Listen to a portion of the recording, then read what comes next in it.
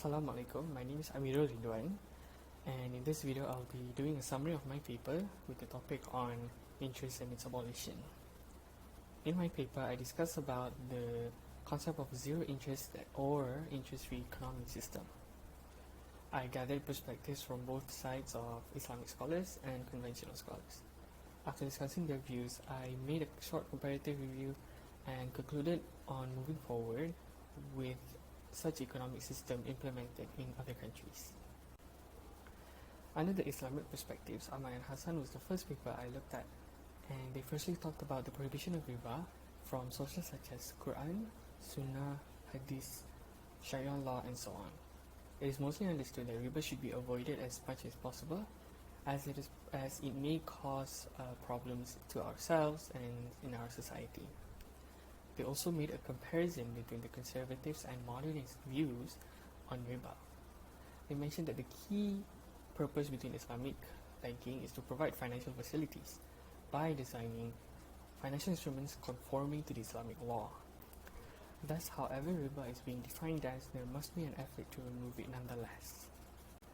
The next paper was Zarka's paper, who argued that an interest-free economy is more stable than a loan-based one. He mentions 4 reasons, which were: firstly, investment in a capitalist economy is a destabilizing factor. Secondly, speculative demand is greatly reduced in an interest-free economy. Thirdly, increasing debt financing leads to an increasing insolvency in businesses. And lastly, hot money also destabilizes the economy. Another paper by Chisti also proves this with his model. His model showed that within a capitalist economy, investment uncertainty and fixed payments created a volatile cash flow. However, under the Islamic framework, there is less uncertainty found in cash flow, and therefore cash flow is more stable than in a loan-based economy. Khan also created his own models to test the return of investment between variable return scheme and fixed return scheme. His first model resulted in a rather paradoxical outcome, as both schemes showed debt inferiority. However, he reiterated that under his set assumptions, VRS is slightly superior to FRS. He continued to test informational asymmetry, which he theorizes is what makes FRS more dominant in a capitalist economy. The results reflected this. He then suggested monetary systems that could reduce informational asymmetry. He implemented his suggestions into his model and ran another test and another run in an Islamic economy. The results then showed how VRS is far more superior with higher return of investment in an Islamic economy as compared to FRS in a capitalist economy.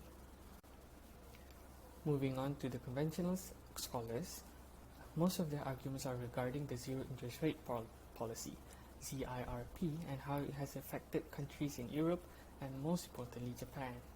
Japan's central bank issued the ZIRP back in the mid-90s.